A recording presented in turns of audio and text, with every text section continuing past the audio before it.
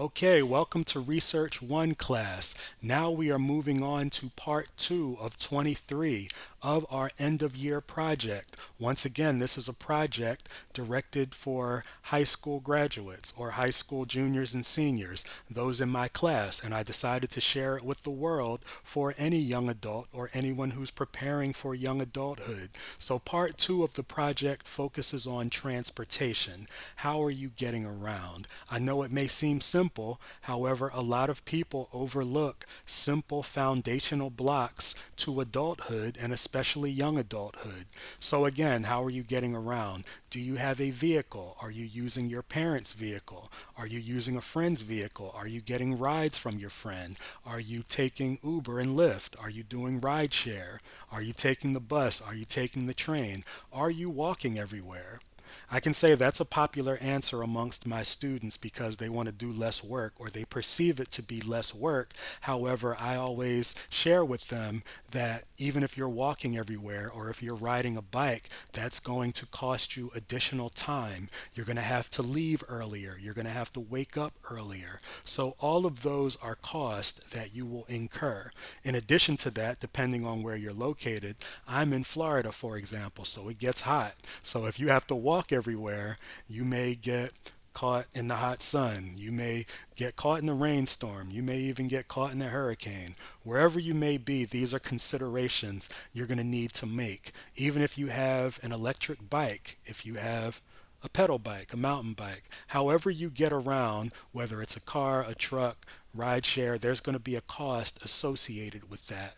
And so it's important for you to figure out how much does it cost for me to get where I need to go? How much time is it taking? How much money is it taking so that you can plan accordingly? And it's interesting. You would think that it would be a given. However, this platform came about because it's not a given. I've seen too many people go out into the world, especially young adults, high school graduates, go out into the world without an understanding of these basic building blocks, if you will. So let's say you take the bus. If you're working and you have proof of income, sometimes you may be able to get what's called a discounted bus pass. Depending on where you are, it may be different. So I can speak on where I am. Depending on your income, let's say that you're a young adult, let's say you're 18 years old, you just graduated high school. And so if you have your proof of pay, you have your pay stubs, you go to the I guess the bus stop or wherever they sell discounted bus passes, you provide your proof of income. And I'm not sure about the prices now, but I know that years ago I was able to get a discounted bus pass for the entire month for $10 or $15. So that cost may have changed due to inflation. However, my overall point is that it's going to be less than it would be otherwise. So be on the lookout for those sorts of programs. You want to be able to get around. You don't want to just depend on your friends to pick you up. However, if you do have to depend on people giving you rides, you also want to have a budget so that you can give them gas money. You don't want to be a freeloader. If you do get the freeload, I mean, that's just out of the kindness of that person's heart. However, my experience has been that people are not going to drive you around for free forever. And if you borrow somebody's vehicle, the considerate thing to do is to replenish that gas tank, to replenish whatever gas you used. So these are just important foundational blocks. Once again, you're going to need to be well versed. You're going to need to have the bus schedule, the train schedule, and to understand how to plan to get to different places, whether it's social events, obviously, whether you're working. If you're in business for yourself, you're going to have to be able to get to your clients.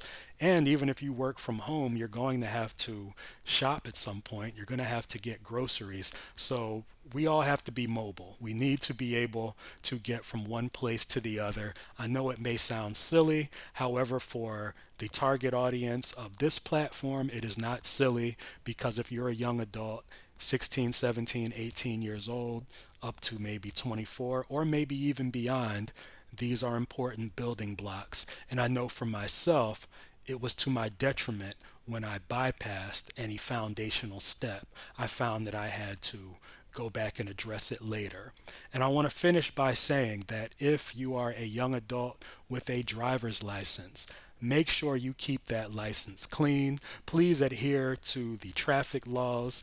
Do not rack up a bunch of tickets. I say this as somebody who went to jail for driving on a suspended license.